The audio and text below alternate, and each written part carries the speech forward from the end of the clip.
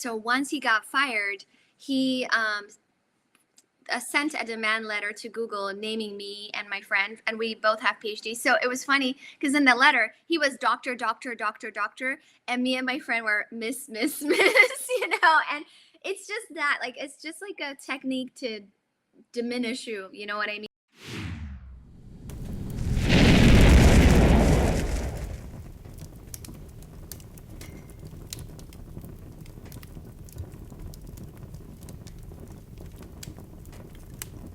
Welcome, Fedi Friends, to episode 42 of Fireside Fedi. I'm your host, Ozone. Fireside Fedi is a show about folks within the Fediverse. If you're seeing this, you are a part of the Fediverse. And strap in, this is a big one. I'm very nervous. The wonderful Elena Rossini actually recommended that I speak to today's guest. And honestly, I didn't know much about her until I looked in her background, and now I'm just super nervous and humbled and amazed. So with me today is Timnit Gebru. And sorry. It's fine. I did know you're an active member of the Fediverse. You're well-liked, vocal critic of big tech, vocal critic of certain atrocities that are being committed, and you stand up for those that are marginalized groups. And as I said, I'm very nervous and humbled to be speaking with someone like Timnit. Please don't hesitate to correct me. That was good. Okay, good. Thank you. Was accurate, yeah. Timnit is Ethiopian born, came to the US when she was 15. She attended Stanford for electrical engineering and computer vision, then proceeded to work for the world's largest tech companies, Apple, Microsoft, Google. It was at Google that she published a historic paper on the dangers of stochastic parrots. Stochastic, thank you. Parrots. I literally had to look that word up earlier. Can language models be too big? This caused Google to accept a resignation that she never offered, which led to more than 7,000 people from within Google, academic and civil societies to sign a letter condemning her firing, to which she then founded DAIR, Distributed Artificial Intelligence Research Institute. So, Timnit, welcome to my tiny little humble show. I am, again, humbled, amazed, obviously lost for words on having you here. Before we get started, how would you like to be addressed? Timnit is fine. That's my name. I was telling you earlier, like, I get annoyed when, you have an article or some other thing and there's a bunch of PhDs and they call all of them doctor and then I'm not. And then I'm like, well, if that's what we're doing, then I am Dr. Gebru to you. But usually, otherwise, I'm just Timnit. That's my name. Well, yeah. And that is an amazing thing. Like that is that. So my name's Anthony, and whenever I go into a meeting, everyone's like, "Oh, do you go by Anthony or Tony?" It's like, it's Anthony. But at least ask. Like, if they knew you on a personal level and they called everyone else, like, "Well, this is my friend Timnit." Like, that's a bit different. Oh, but it's how do they get away with that? It's a tactic to minimize you and your work and your accomplishments. Actually, a very good example of this was that when I was at Google before I got fired, there was this guy who got fired from Google. And it was a number of our friends had told us that he had sexually harassed them. And so me and my friend were speaking up about him, and it got back to him. So once he got fired, he sent a demand letter to Google naming me and my friend, and we both have PhDs. So it was funny because in the letter, he was doctor, doctor, doctor, doctor, and me and my friend were miss, miss, miss, and it's just that, like, it's just like a technique to diminish you. You know what I mean? But that's such a petty thing. Like, you just sexually harass them. Okay, I know. Whatever. I know, dude. If that's what makes you feel better in life, to start the show, isn't it? It's interesting. Yes, this'll be the opener, I think, because that really grabs you. That's amazing. Yeah. That's awful. But that's Yeah, but so that was my petty. Like life it's at Google. completely unnecessary. Yeah, that was my life at Google. It was one thing after another like that. And then at the paper that you mentioned, that was sort of like a cherry on top kind of thing.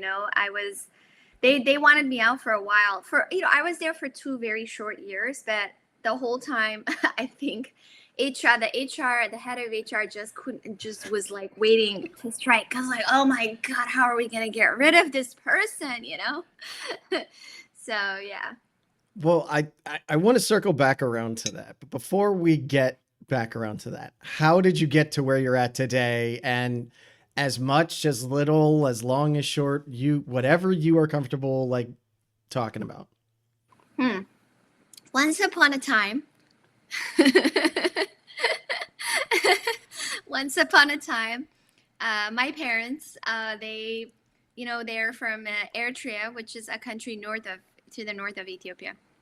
So at the time, Ethiopia and Eritrea were Ethiopia is basically like an empire, and there's a bunch of people who are cobbled up in that empire. There's over 100 languages spoken in the country. I mean, it's just a nation of nations, is how I would describe it. So Eritrea Wow. was, a country. The borders were basically drawn by the Italians. We were colonized by the Italians. So when my grandfather Okay. lived there, it was under Italian colonization. So Wow. after the Italians, Ethiopia annexed Eritrea. So then there was like an independence movement. I mean, it's a whole thing. And then when my parents moved to the capital city of Ethiopia, and because it was very common for people to just move around at the time. So I was born there in Addis, it's the capital city, Addis Ababa of Ethiopia. Um, my name Timnit means wish in Tigrinya, which is and Oh. then the story is that my parents wanted a boy because I have two sisters, and Yeah. apparently I was an accident. So they're like, fine, if we're gonna have her, at least make it a boy. And it was like a girl, and it's like, oh my God, how bad can this be? But then my oldest sister wanted a So girl. so you have been causing trouble before you were Before even I was born. even Good job. born, Yeah, right? good job. I didn't Yeah. even I got into this world and I didn't know, So my sister called me Timnit, which means wish, and so in my native tongue, so that's Tigrinya, and so I only spoke Tigrinya at home.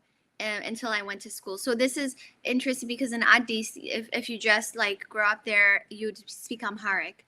But with my parents, we weren't allowed to speak Amharic at home because they wanted to make sure that I also Oh, spoke right. Tigrinya.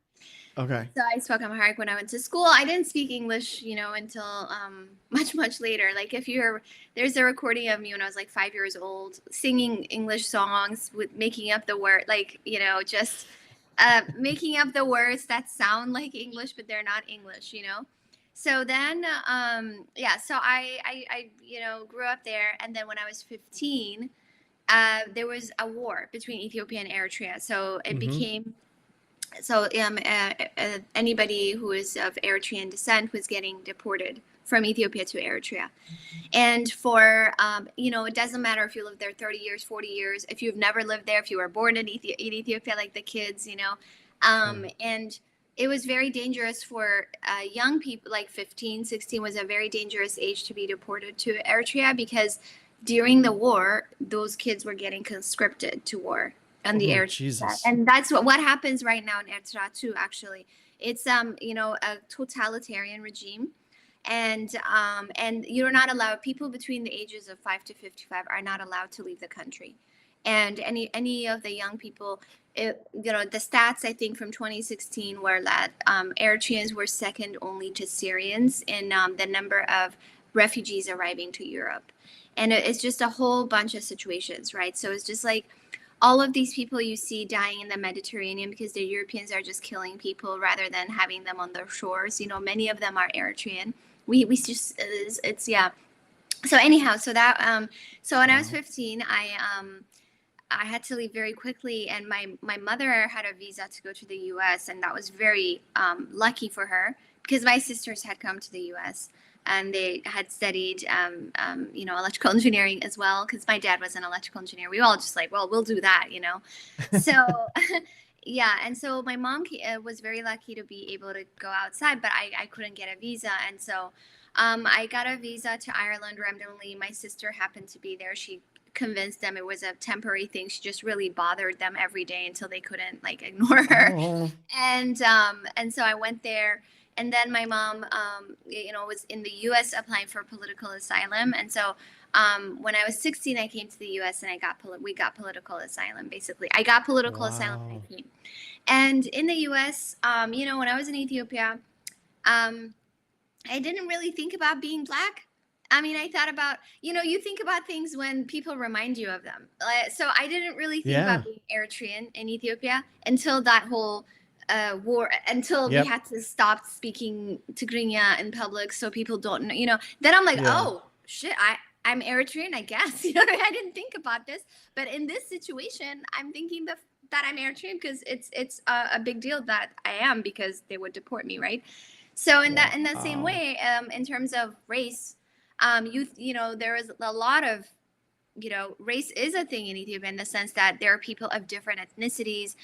There are people who think they are closer to whiteness and they look down upon, other darker skinned people. Same, like my people are in that realm, right? We would like look down upon a number of other groups and stuff like that.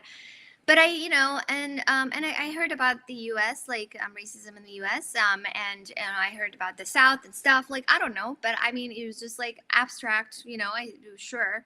And then I got to Boston. And Boston is home of the abolitionists. That's all I know about Boston, is that like they were on the right side of the Civil War. You know what I mean? Like, this Yeah. is all I know about this place that I just walked into. And I mean, I can't explain to you like the shock, because the teachers would not let me take certain classes. They wouldn't let me take like honors classes, even. I didn't know what advanced placement was. I didn't know, Right. Yeah. yeah, I don't know these You have a things, right? different. But they Yeah. wouldn't let Yeah. me take any of these classes. My chemistry teacher said that. Um, I asked him, like to move up a level, because I was like, oh, I've taken the stuff you're mentioning in Ireland. And he was like, first day of school, I've met so many people like you who come from other countries, and they think they can just take the hardest classes here and, They can. do well. And you would, if you took the exams that these people take, you would fail. And guess what? I've never taken chemistry since my last chemistry class was 10th grade. Like 11th grade is when I came to the US. Never took. I was like, I don't need chemistry. That's fine. Yeah. So anyways, so then and then my guidance counselor told me I wasn't going to get into college whatsoever. And so I was just like, what am I going to do if it was Very so positive those attitude. those 2 years were, extremely depressing. I was depressed, and also very confusing, because I was learning how racism works. I didn't know. So like, A crash when, course. yeah, I just didn't know how it works. Like, people sound like they're nice, that they care about your well-being. That's why they don't want you to take the class, or they think it's too hard for you, or, and so that happened. Then I went to Stanford. I got into Stanford. I was very happy. I didn't know. I just literally did not know Just what that Stanford. little college, yeah, that you're never gonna get I didn't into. know what I had never heard of Stanford University. I applied to it because at the time, when you're outside of the U.S., the big ones are like Harvard, MIT. Yeah. But I didn't hear about Stanford, and Stanford's. Yeah. it's a huge. I know it's huge, especially Yeah. now with tech, right? But back then, Yeah. I didn't. I really didn't. And so I just, I go online. I like take a list of schools. I apply to schools, like whatever. I write my essays, and so then I go to Stanford, and I'll study electrical engineering, which I did, analog circuit design, and then I go to Stanford, and people are like, oh, you got him because of affirmative action. Now I learned about this. And, because I was just so traumatized by my high school experience, and I want to tell people about what happened and how terrible it was. You won't believe what happened to me, right? Like, that's my attitude. Then they're like, Jesus oh, Christ. you must be so lucky because you got in because of affirmative action. I'm like, you gotta be kidding me. Like, what? So I was pissed. It was just like, so basically that's the kind of the first half. And then, then I wanted to get a job. I didn't have internships for my, freshman year. I couldn't get an internship. So I sold like Cutco knives. Have you ever sold, Okay. Yeah. Cutco? I've Yeah. never sold it, but I've heard of them and I've seen, yeah. It's kind of like a pyramid scheme, but I didn't know. I was like, I just saw an ad for $18 an hour. I'm like, oh man, I can't pass that up. So I did Right. that for a Yeah. bit. Then I got a babysitting job when I was trying to sell this woman knives. Like she was like, no, but I need a babysitter and you're in the area. I'm like, okay, I'll take that. So I did that kind of, I just did all sorts of jobs when I was in school because, summers I couldn't get internships until my junior year. I got an internship at Apple. And this was, again, luck because that they last minute were looking for an audio and audio engineering is a very niche thing, right? There are not Yeah. that Yeah. many Yeah. people who do both. And I was like both interested in music and analog circuit design. And I had taken this project class where I built this electric piano key. And so I saw an internship very late. Like usually internships are announced like in September or something. This was very late, like in April. I saw an internship announced, Oh, wow. and Goodness. like for the summer, for June, right? Right. And so Yeah. I was like, I didn't know what I was going to do that summer. And then I saw an internship announced within a, week. Like that's it. I went and interviewed and they really liked that I was into music and I built the ski and stuff. And I got that internship and then I got my job. And I didn't know back then who Steve Jobs was. So It's very fine. glad. You don't need to know him. Yeah, but I'm so glad nobody asked me during my interview, or like just didn't mention to him or something. Can you imagine? Yeah. So I went there and I worked there like full-time and part-time for about 6 years. I worked there for 2 years full-time. Yeah, Wow. I worked there for 2 years full-time. And then I went back to school, while working at Apple part-time. So I went back to school to study electrical, just circuit design, get more into the circuits, basically deeper into the circuits, deeper into Sure. what's called device physics, which is more physicsy than, device physics is more about, so circuit design's like, okay, how do you create this system? Device physics is more like, what about the individual components? Like, how do you create better memory or better CPUs, Oh, okay. better transistors for the CPUs, Lower level. Yeah, lower level. Yeah. So I started getting more into that. And then I just, I started doing a PhD and I felt super isolated. And like everyone, who wants respect, like I decided I'm going to do a startup. Like whatever you do, it doesn't matter. That gets you respect. Like it doesn't matter. It's like a dating app for squirrels. You know what I mean? That gets you respect. You're CEO of, squirrel.ai. I started a nonprofit earlier this year called BT Free. It's Big Tech Free. And I'm like, my wife's like, you could call yourself anything. And I'm like, well, I'm going for CEO because that sounds really official. Yeah, and everyone CEO. on LinkedIn has CEO now. So yeah, be CEO, who cares of what? Like just you walk into a room, you say CEO of your own company. Yeah. And I don't even want to tell you what this company was called. Do you want to know? Yes, please. So I just want to say that I was not the person who came up with this name. I have to do a lot of disclaimers before I tell you. It was my co-founder. Like I was on break and my co-founder had already registered us by this name, and it was called Motion Think. It's like, I don't know. I don't understand. It's 2 words. Yeah, 2 random words out of the dictionary. Motion Think. Like, so I was CTO of Motion Think. And we didn't know what we were building yet, but we were a company and cited that for a bit. And actually, that's interesting because during that time, I was doing this random startup, but I started when I was at Stanford, I wasn't really embedded in the startup scene. Like it's hard to not pay attention to the startup scene when you're at Stanford because you can't escape it. Yeah, you can't escape everywhere. They're there, like they're teaching classes, like Peter Thiel's teaching a class, this other person's coming to give a guest talk. I don't know, like it's everywhere. Your friends are just always doing startups and talking about it. So it's the lottery for a certain class of people, it seems like, right? Like, well, Yeah. maybe my dating app for squirrels will take off and someone will buy it for $10 million and then I don't have to worry about it. Yeah, It's or exactly. It's like a gambling or I don't know what. yeah. But so the interesting thing is, when I was at Stanford, I when I was in school, I mean, I sort of I had to know about startups to the extent that someone just walking around at Stanford would, because you can't get away from it. You know what I mean? Yeah. Like you just you even if you're not actively interested in it, you just won't get away from it. But like but when I was doing a startup, it was like, now people will explain to me like who the VCs were, like that's Ron Conway, that's this other guy, and like I learned who Peter Thiel. I started taking this class. So Peter Thiel has this book called 0 to 1, right? That he wrote, I think it was 2013 or something. So in 2020, 2012, I don't think I was trying. I'm writing a book. I'm like trying to reconstruct, when did I start hating Peter Thiel, and I'm like, I don't remember, like.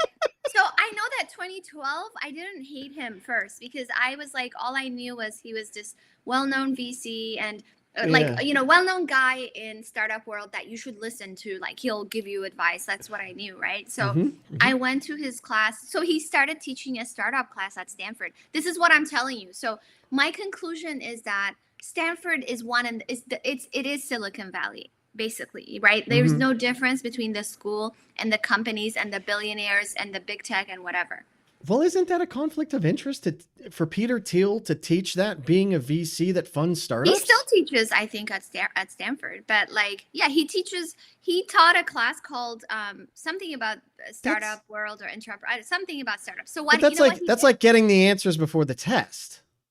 I mean, but you know what he did? He brought his friends, like other famous Of course he I mean, did. I wonder how many billionaires were concentrated in that whole syllabus. But like every class was his friends, like Max Levchin, the PayPal mafia, these people who just like Elon Musk and stuff, right? Like they all got rich from PayPal, and then now we just can't get rid of them because they're so rich and powerful, and they've founded all these companies, and they like extend their influence because they invest in each other. So he did that. And I remember what happened one class. I think it was Max Levchin, but I'm pretty sure it was him. He was like saying stuff, and then he was giving advice to people, and he told them that one of his advices was to minimize diversity. He's like, minimize, literally like that, in a huge room, like lecture room, and I was like, what?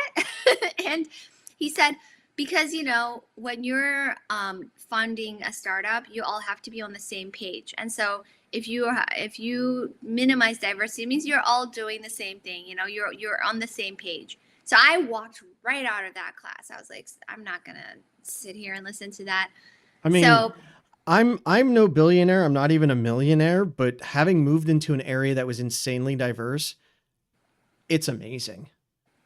I have experienced so many cultures just in this area within the last couple of years, and I had in my entire 40 years before that. And yeah, it's incredible. It's magical to see someone that looks at the same thing you do, and that means a completely separate thing to them. Or they have festivals and they are excited to show you about you coming to them, and right. it's wonderful. Yeah, that's. But in the context of startups, that means like he was saying, of course, basically just hire white dudes is what he's saying, right? And so only and then it's just so basically so that was that. And at some point, well, unfortunately, very perhaps surprisingly, Motion Think did not work out quite well. I mean, to be fair, it couldn't be the name, because we have companies like Google. Right. Yeah, that's not the name, but I'm sure But so then I was like, so then I went back to my PhD, and I did. So at that time, I was starting to get interested, before Motion Thing, before whatever. I was starting to get interested in computer vision. So computer vision is when I got how I finished my PhD. When I was doing my PhD before, like when I was doing device physics, I started getting more interested in like signal processing, another buzzword, which is like more mathematical manipulation of like, let's say if you build an imaging device, right? A medical imaging device or something. Okay. You have to analyze the inputs. Like you have to interpret the inputs. You have to manipulate them in certain ways. So I started getting interested in that. I took classes there, and then that pushed me to computer vision, and I got super interested in computer vision. And then I finished my PhD in that field. But when I was doing my PhD, I noticed once again that there was kind of a confluence of things happening.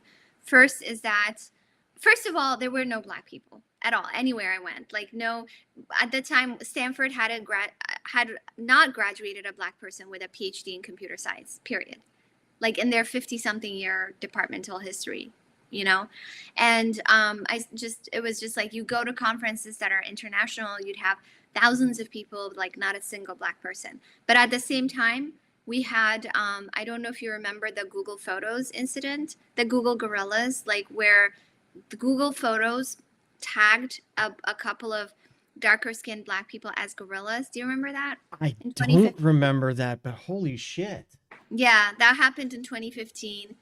And then in 2016, there was a bombshell of an article by ProPublica, which showed that these software companies were purporting to sell software that can predict someone's likelihood of committing a crime again.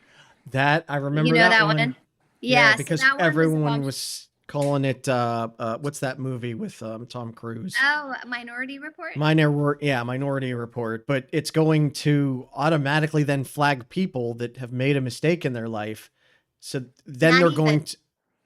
So what this was doing was, imagine, so I think first I remember of that all, too, yeah. like if you are arrested for a crime, that's not the same as committing a crime, right? Right. Yep. So the yeah. data you have is arrest data. So obviously, we know that, certain communities are much more over-policed than other communities. And so those people are going to be flagged. So this article showed that they flagged Black people, Black inmates as ones who are most likely to reoffend. Right. And then white inmates as ones, even the ones who reoffended, they always mostly flag them as like that, not that they're not going to reoffend. Right. So this one really shocked me because I didn't know that such a software existed and that people were using it. So like judges were using it to determine, for example, your bail and sentence. Parole officers. Weren't parole officers using it as well? Yeah. Yeah, still. Parole officers, Jesus Christ. judges, and how to determine bail time. So this kind of risk assessment has now spread, right? So now, if you apply for a visa, they'll enter you into some software that tells them your likelihood of whatever. They'll scrape your social media platforms. They'll scrape, all of these things and say, oh, this person is anti-American, or this person is more likely to be a terrorist or something, thought crimes, So that kind of stuff was happening, and I was very concerned about it. So I started a group called Black in AI.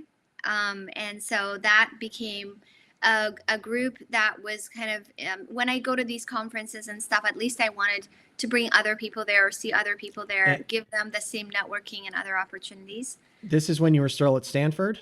Yeah, yeah, exactly. My last year at Stanford is when I started it. At the same time, I collaborated with a collaborator who was a student at the time, and she was at MIT. Her name is Joy Buolamwini, and she showed that for the first time that these face recognition systems, they have much higher error rates for especially darker skinned women than lighter skinned men, right? Mm-hmm. So we showed that. So that paper became like a pretty big. And so anyways, by the time I made my way to Google, I mean, it was clear who I was, I founded Black in AI. I'm being very You were loud. already radicalized. Yeah, I was being very loud about people being racist or something. And I was loud about the systems that are biased. So with something like that, Mm-hmm. When someone says that, a lot of people are like, "Oh, well, you just went there to cause trouble then." At least in my experience, you go somewhere you look up to and you're like, "We can make a difference here." Like, Mm-hmm. I'm assuming that's more of what it was, or you tell me Yeah. that you were speaking out because you wanted to let them know this is a problem. We can make this So better. yeah, before I was at Google, they knew exactly who I was, right? What I was Right. speaking up on, what I complained about, what I talked about. I never sort of like hid, and so they kind of recruited me. And at the time, there were these protests against Maven. If you remember, Maven is a government military contract that Google had. So this contract was because Google had signed a contract with the U.S. military to analyze drone footage and create computer vision tools to, um, yeah, to like identify certain targets and stuff like that. So I did not sign my Google offer until the day after they announced they were pulling out of Maven contract. So Oh, nice. I was like, I emailed Jeff Dean and I was like, I'm concerned about this. And I had a meeting with him. I complained, I mean, a whole bunch of stuff. So I saw the article that they were pulling out of the contract and I signed my offer. And I thought for me, I thought what I was thinking was out of the big companies, big tech companies, the fact that there's this employee activism, Mm-hmm. the fact that there is this kind of conflict for me was a good thing because that means that at least there was a base of people who really could organize. And, Yeah. of course, later on, all of the anti-Maven organizers kind of got pushed out along, they got pushed out before me and then I got pushed out.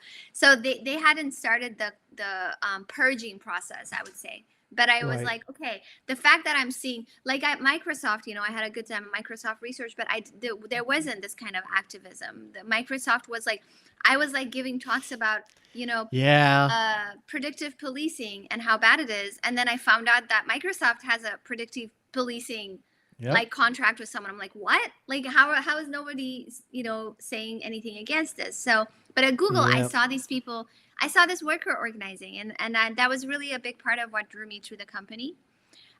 Because I was like, well, if people can actually do this, that's big, right? Like Yeah. they are actually organizing inside the company. So then I set foot at Google, and then like,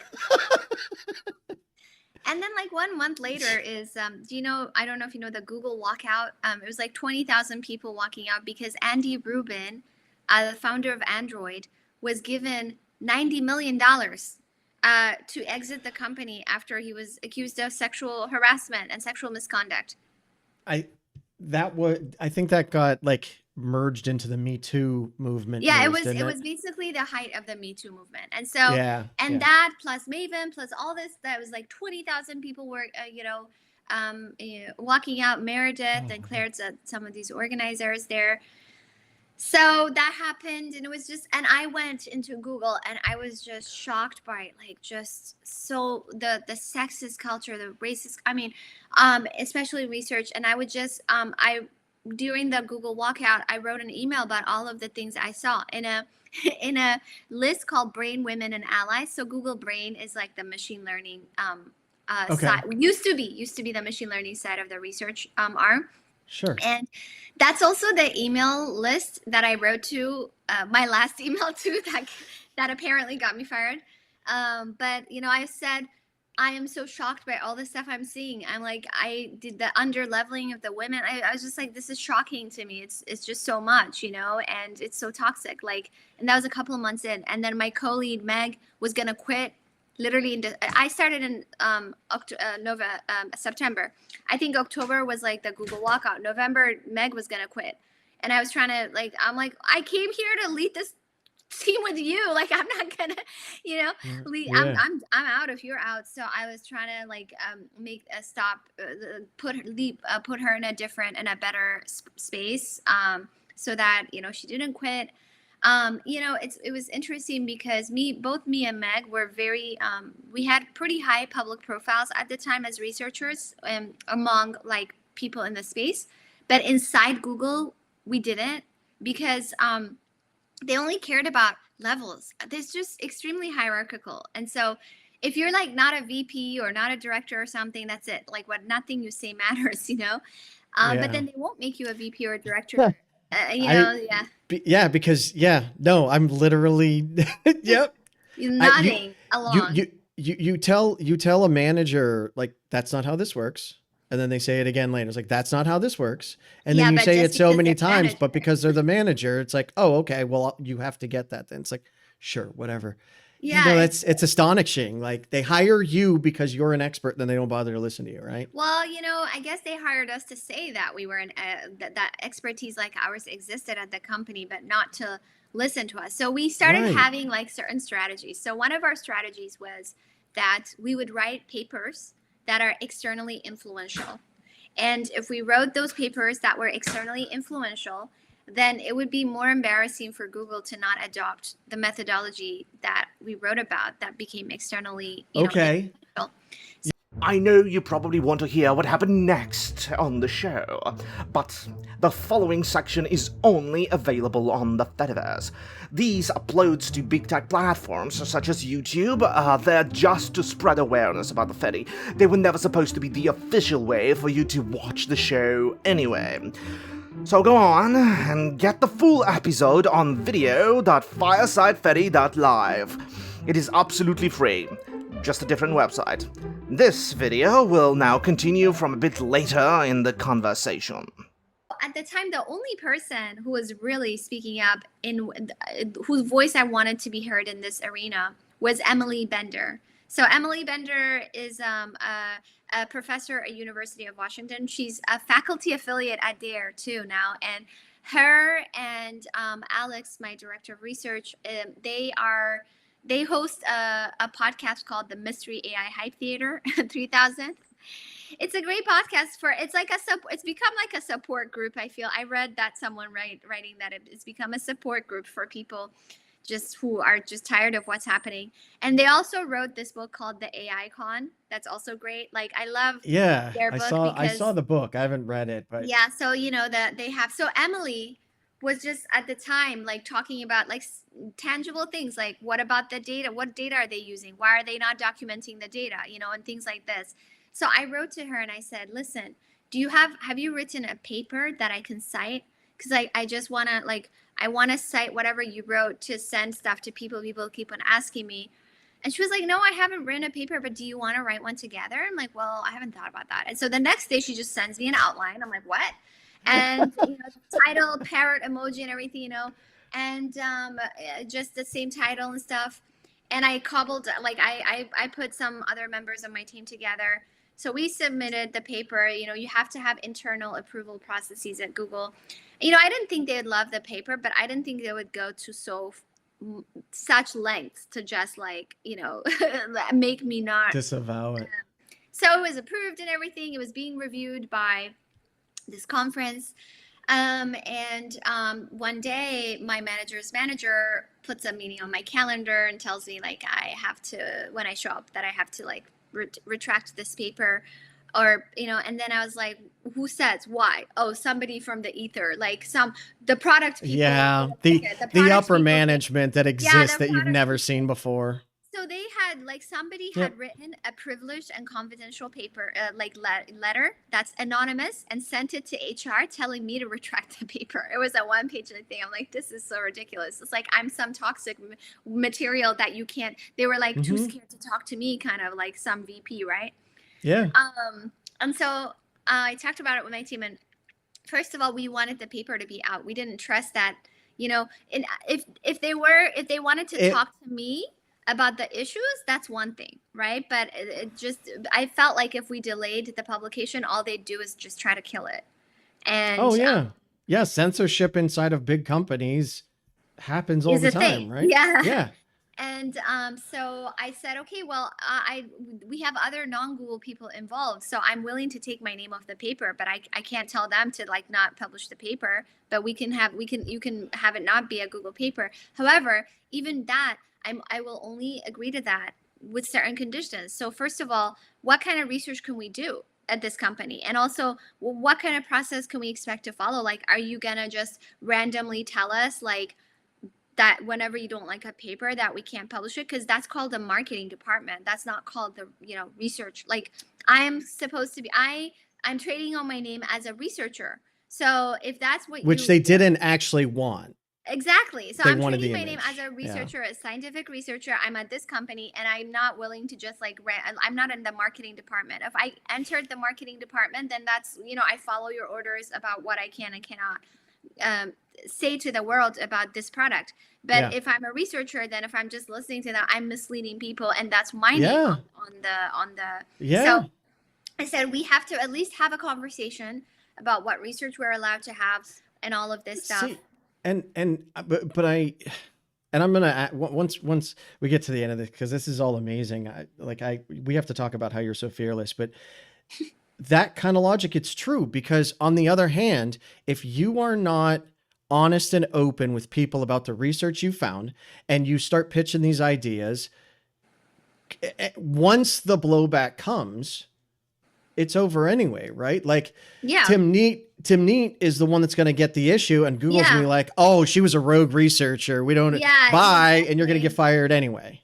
Yeah. And it's like, basically it was very clear what they were doing. If you're a researcher and even if you're not actively lying, right? And you decide, there's 80% of things that you think are really dangerous, and you're not allowed to say that out loud. Yeah. But there's 20% that they're fine with you saying, and you only publish on that 20%. That's basically telling people that this other 80% doesn't exist according to you. So I just legal wasn't negligence. willing to do that. Yeah, I was not willing to do that. And so, Jesus. But I wasn't willing to just be like, okay, I'm done, because I have a team to protect also. But we were hiring all these people to do critical research. And so I wanted to know what process should we follow, because I followed the process that I was told about, and now I'm here. So we gotta have this conversation. They didn't want to have this conversation, and then they said, oh, and then I wrote an email to bring women and allies and stuff, and so then my direct report is just talking to me, and then she's like, oh my God, like, what did you resign? What happened? What, she's just freaking out. I'm like, what happened? So my manager's manager, without telling him, she sent an email to my direct report saying that I have resigned, and my email has been cut off. My corp has been cut off. My manager didn't know. They didn't even tell you. They didn't tell me or my manager. And so, and he's the director. So if you look at the levels or whatever. And so when I call him, he was just like, oh, I'm having dinner. I'm like, do you know that I resigned apparently? And I can't even log into my access. And so I immediately went to Twitter. I was like, I've been fired, and just like, I didn't even think, it blew up. Like, I just, what I wanted to do is I knew that I had to set the narrative, because what they did, I saw what they did to the other people they fired. Mm-hmm.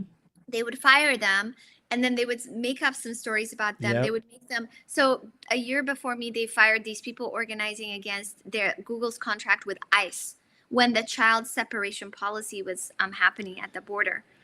I remember that one.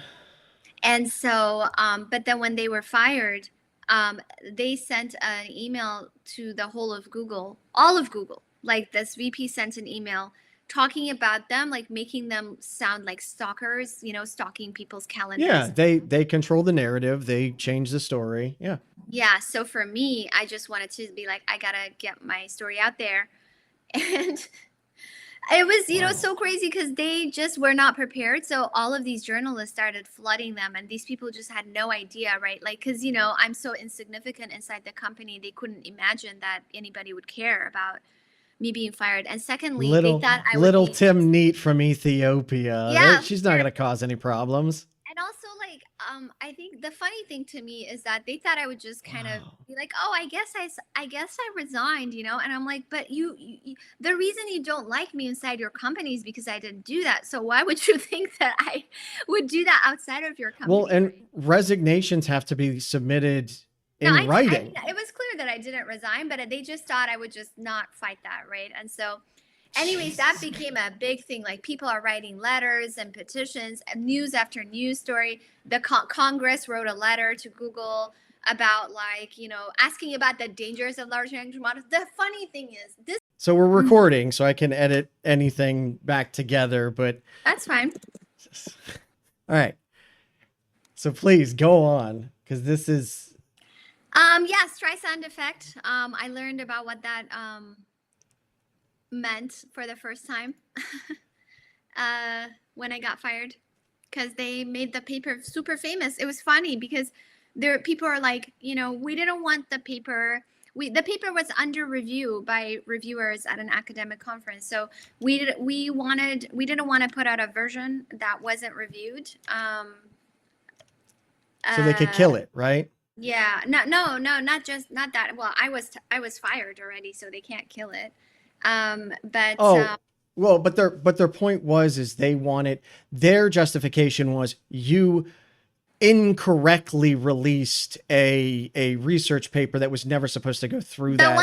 But once I was fired, they couldn't stop me from yes, right, having the paper, because the paper is independent of Google. It's an academic conference. It's just, they just didn't want me to be at Google and have that paper, but they can't stop me from doing that outside of it. The thing is that we wanted to make sure that we wanted to incorporate reviewers before we wanted, edit the paper to incorporate the feedback from the reviewers before putting it out there publicly. But the thing is that people just wanted to read this paper. So like people are like, we got our the paper was leaked internally, and there was just like news articles are like, we read the paper, and it's like, it's so funny.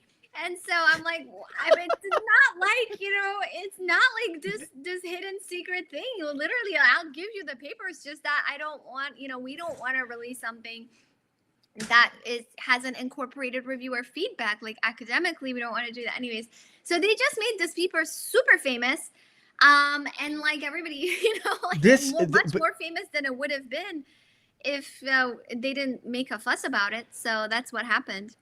But it's amazing because, again, to you, this paper was no big deal. And then the next thing you know, you are the center of the tech world to find whatever it is that threatened Google so much that, right? Like, that's how they make it. They make it to be as if there really is some machination going on that is stifling. And you're just like, no, this other stuff is bullshit.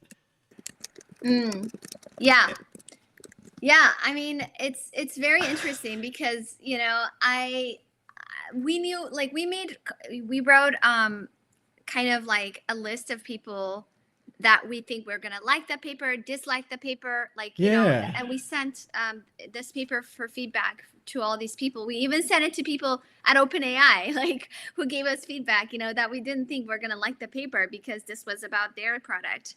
And there was the only product they had. It was their bread and butter. Like if that product fails, OpenAI had nothing, They're done, right. So, and then, so it was just like, okay, yeah, we got this feedback. We're incorporating all this feedback, and like, that's it. This is a paper. That's great. Like, hopefully it'll be useful to people, and that's it. We'll move on, and now they just made it this moment in history. That propelled this thing. So anyway, so Google, for a few months, my full-time job was just fighting Google because I was out. And my team was organizing. They were organizing. Like they were doing data analysis. Like my direct reports would say, when Google accused me, Jeff Dean, who recruited me to Google, wrote a public, because he got all this backlash, wrote a public email that he made public, saying that I had resigned and that they were sad that I had resigned. My paper didn't meet their quality bar and this and that, and that I submitted it to the approval process too late. And then my team took all of the Dylan took all of the papers that were submitted to the approval portal and plotted when they were submitted, like what percentage of them were submitted at which date, to show that 90% of them were submitted like within a day of submission. So if I was going to be accused of submitting a paper too late, then like you should accuse all these other papers, like people who also sent, so they were just countering everything they were saying. And they were saying that they wanted the VP who fired me, Megan, to be out of their reporting line. Like it was a lot of, just like a lot of Excuses. stuff. Yeah. And Just and then they excuses. started getting targeted because they had all these like interrogators like interrogating them. And then they disconnected Meg, my co-lead. They basically suspended her off of the corp account. They didn't fire her yet, but they suspended her, saying that she's been placed under investigation. And then 3 months, so basically in March they fired me. In December, in March they fired her. And so basically by then she was fired, I was fired. I was just trying to make sure that the story was alive and that Google wasn't able to destroy our reputations. And the only thing, and then the people were asking me what I was going to do next. Like I didn't have time to really think about that. Yeah. But the only thing that excited me was basically creating something like DAIR, right? A research institute that's distributed, that has people from around the world, because I didn't want people to have to be in Silicon Valley to contribute to tech. Wait, you started a startup and it wasn't as minimally diverse as possible? Yeah, it was like I wanted to be like the complete opposite idea of OpenAI, for example, right? Like I hated that company ever since it was announced, the whole idea of it. And I wanted to have like an organization where people can study, do research on both the harms of AI systems, but also like imagine, what are the technological futures we want, instead of just harms. I wanted these people to be not just like engineers or whatever, but I wanted them to be like organizers and activists too, who know firsthand like what is happening to people and what we should do about it, right? Like the impacts of this tech. So then but I love this too, because you're a normal person. Mm-hmm. And you didn't, again, they always make it seem like you're some radical that found your way into Google that was going to destroy it from the inside. They're the ones who recruited me. And you're just like, no, I just want to do some research. Tell me what the hell we're supposed to do. Right. And then I didn't even, when they told me to take my name off, I wasn't just like, I'm done. I was like, well, okay, well, what can my team do? My team can't operate in this kind of uncertainty. You have to tell us what the procedures are, what the rules are. What do you want out of us? Cannot do. Like, we need to know this in advance. You not just randomly tell me to, I've been there. Not publish a paper. And so Jesus. Yeah, so I started DAIR, and two of my former teammates, like people who reported to me, came to DAIR. One of them was director of research, Alex Hanna. She was a sociologist doing research in our team. Now she's director of research at DAIR. Another one is Dylan, who is engineering lead at DAIR. And so that's kind of been going on for 4 years now. Wow. How can I ask, how is DAIR funded? DAIR is funded through a bunch of grants. Basically, we apply for grants from a number of foundations, private, whatever, like any kind of, well, I mean, obviously, like we have to draw lines where we, it's not like any money. Ethical issues, right? Yeah. If someone, yeah, we're not like, but like, if someone's committing a genocide and is like, hey, help us. No. Yeah. Well, yeah, maybe not. But, It's hard though, because what worries me, I mean, I think we're good so far, but what worries me about that business model is because it is a business model, and your business models get grants. Foundations can change strategy, people can change, and so I've always thought about like how to diversify our revenue streams, like whether it's a consulting arm or something else. I've always thought about it. And so we'll see how that goes. But yeah, that's how we're funded so far. Is there a way that what is the best way that like someone, again, because the show is more Fediverse powered, I do have Yeah. a presence now on X and Blue Sky, thanks to Andy Piper, Uh-huh. just to get the word out and to be an advocate for the Fediverse. But outside of that kind of activity, is there any way for the general public to kind of help your cause? Because a lot of us, especially in the Fediverse, are very technical related, and we know that the bullshit that these companies are shoving down our throats is Mm, bullshit. yeah. Whereas the people in power and the people every day are like, oh, well, you know, if I can't trust Elon Musk with this, who can I trust? Yeah, exactly. So, I mean, I think that just kind of reading, engaging with our work is really helpful. You know, listen to our podcast, sign up for our newsletter. We have a lot of, I mean, we have just a lot of content right now that I think we might want to You're organize more. But we have workshops, creative workshops that we hold for people who you're just on want to have a space. PeerTube. We're on PeerTube, we're on Mastodon, we have like all these creative workshops that we hold for people who want a space to like think of better things in terms of tech. Yeah, a better world. And so yeah, and I just feel, just learn more about like the hype versus reality, that what is the hype, what are we getting sold, and why are we getting sold, Yeah. how did things come to be the way they are, and the fact, learn about that, and then I think that helps show people that things don't have to be the way they are right now. Yeah. It's as easy as that, right? Like Yeah. it's all a smokescreen.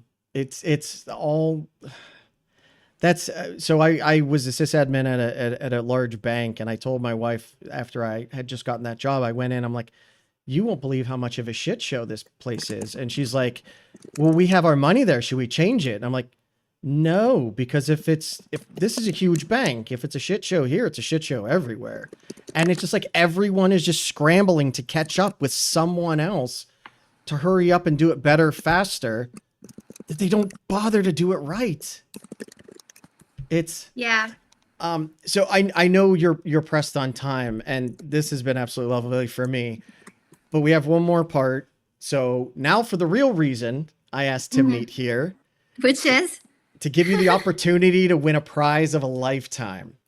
I know your background is in computer vision, so our prize today is superhuman vision specs. okay. So, I thought about trying to find a way to get a public apology from Sundar Pichai, but you already got that, so good job. I got a non-apology. It's like I got it right. Yeah. I'm sorry that's how you feel, kind of, Get apology. well soon. Yeah. Thoughts and prayers. I had nothing to do with it. Yeah. Right? Yeah. Are you ready for the quiz, Timnit? Okay, what's the quiz? All right. So I'm just gonna ask you some questions, and there's no God. right or wrong I didn't answer. know there was gonna be a test. Yeah, there's a quiz. Yep. Okay. All right. Favorite movie, and why is it Spaceballs? Favorite. Oh my God, this is so hard. I actually don't know what my favorite movie is. It's like You could I just haven't say watched- it's Spaceballs. I'm okay with that. It's not No. Spaceballs. I don't even think I mean, I don't even think I've seen Spaceballs, unfortunately. I Like, love it. It's stupid. It's just it's a Mel Brooks comedy. I love it. have I seen it? Maybe I've seen it, but I don't. Oh man, I don't know if I can name a favorite movie right now because I haven't watched movies in such a long time. I'm You're a like busy watching a lot woman. of TV series and stuff, and I haven't watched movies in a long time, so I have to think about this more. I do. What I'll say? I don't think Yeah. this is my favorite movie, but The Sound of Music, the musical.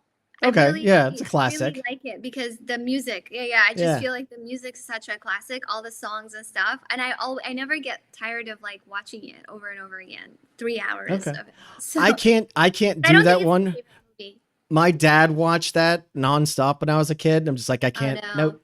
My Nope. mom doesn't want to watch it. Anytime I can't do it. over the holidays, like they showed on TV, I'm like, let's watch it again. I'm like, no, we're done. No, So yeah, I'm in All the right. opposite. Yeah.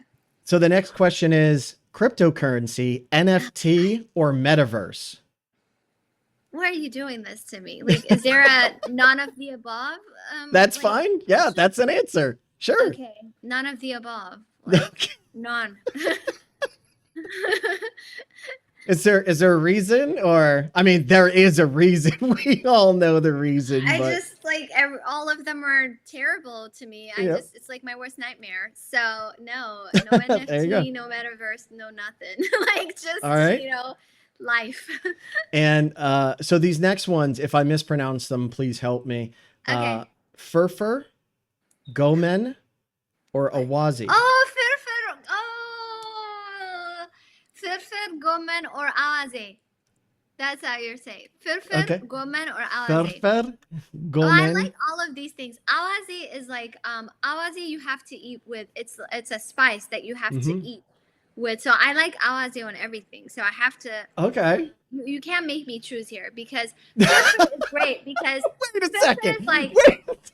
This quiz is going horribly. We couldn't I answer the favorite movie. We did answer the second one. Now I can't. Okay. I This is good. answered the first one. I just. Well, yeah, I guess you did. Kind of. Caveat. The second one, I said there's a none of the above option.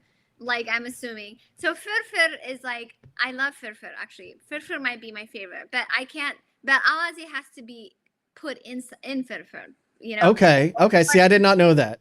But like, or awazi is like a spice. Like think of like ketchup or something, right? So Okay. Okay. Firfir is great. Firfir is great. The reason being that I always feel like it's like if you have like ingredients that are old and then you make firfir, like each of them individually. Okay. Yeah. Right? But then you make them into firfir and like it tastes really good. So it's like I love that about it. It's like making something really Yeah. great out of not Like I have a like random French toast or something. I have a random head of lettuce, 2 carrots, half a drum of deer meat, and you just throw it all together and you come out with a stew or something. That's like what it is? Yeah, basically, and the stew tastes really good, and like each individual ingredient might. Yeah, so I love that about it. So I like Firfir a lot. Yeah. All right, there we go. Next question is, what does an alternate universe Timnit do? What is like the opposite Timnit, or like just I mean, in theory, theory there are infinite universes. Yeah. Well, one opposite could be like someone who's just in these big tech companies, just like not, just doing, I don't know, circuit design or something. I mean, I can imagine if I never went into computer vision, what would I be doing? Just hardware mostly, and like. Just no, not public whatsoever. I mean, this is what I think like when you go into circuit design and you're not like thinking, oh, my PhD thesis might be on Wikipedia one day, or, I just like, you're like, or, oh, I might need to be careful because I might have stalkers because like I've become public or something, you know what I mean? Like if you're interested in theater or something, maybe like politician, it makes sense. Politicians or like, I don't know, like you're a singer, you want to be a pop star, maybe you think about those things, right? But like, if all you wanted to do is sit in a corner and like tinker with like your circuits or like read some papers and do some math or something, this is not what crosses your mind. So I would say an alternate universe me is like someone nobody knows of, like it's literally the same one. She's just living a humble life. Yeah, I'm just in my corner trying to do work, that's it. And I never got fired by anyone. I was never, on social media. Like I never said anything. I don't know. Yeah, most people don't want that spotlight. Yeah. Yeah, I think that would be an alternate. Okay.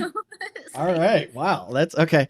Well, I reached out to an alternate universe Timnit. I have an alternate universe phone here. Don't ask. My kids made it. Look at this. Yeah. And so 100 out of 100. What's my score? Well, we're not done with it yet, but the alternate universe Timnit that I reach out to, you started DAIR, the Distributed AI Research Institute. She started TAIR, which stands for Timnit's AI Rebellion. She created a worm that can access AI in any of the big tech companies. So whenever they ask it a question, it says "kiss my ass." That's so funny. So.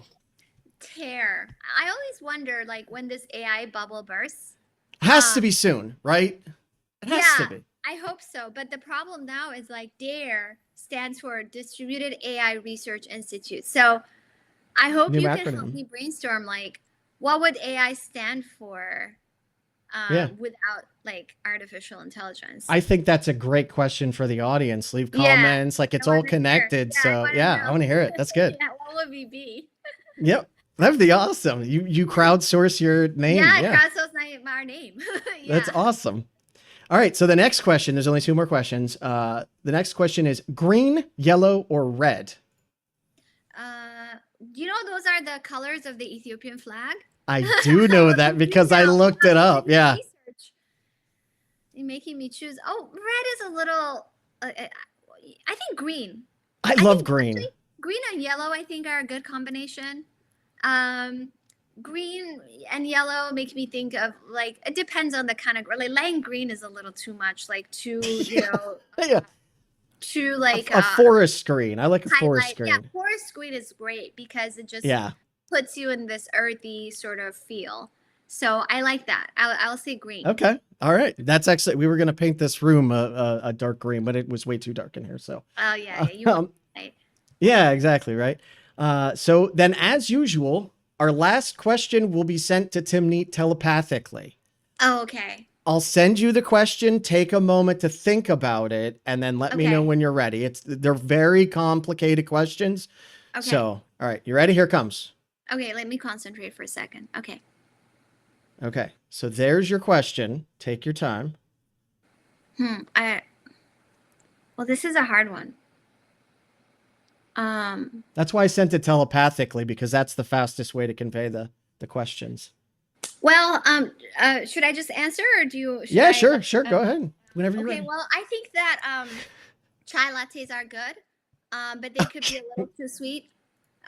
So for me, interesting. I prefer you know, coffee and milk. Yeah, and you know, oat milk is fine, but I think I drink milk. I like the creaminess of it.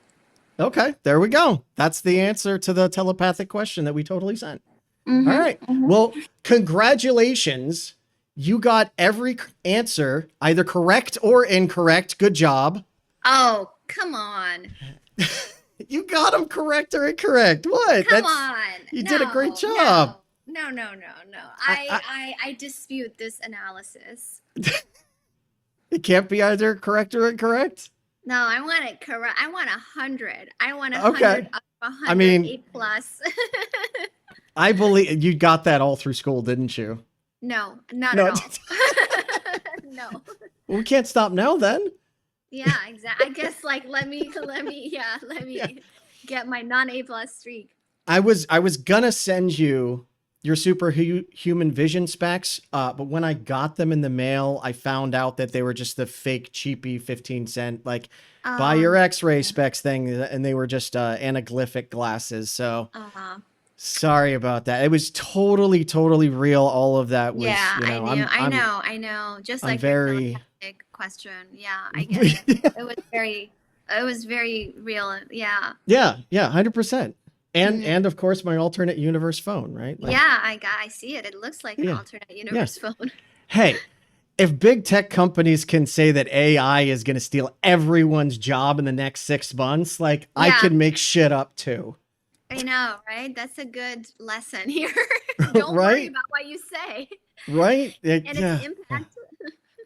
But Timnit, thank you so much for joining me. This has been absolutely amazing and humbling and wonderful. And I appreciate talking to you so much. Please keep up all the amazing work that you're doing. I know you didn't ask to be thrown into that situation, but you're there now. And I'm humbled by your fearlessness and just moving forward. You didn't give in to any of it. And you're absolutely incredible. And thank you so much.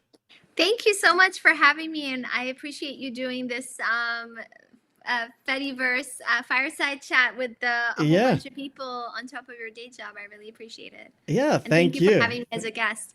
Yeah, thank you. And thank you for rescheduling. And no problem. To everyone out there on the Fediverse, thank all of you so much. This, I don't care what a billionaire asshole thinks. Diversity matters. You talking to each other, not past each other, not just blasting a message out there, but having real conversations. That's what this is about. And thank you so much for being a part of that. That's it. That's all I have for today. And I'll catch you guys on the next one. Have a good one. Bye for now. Thank you.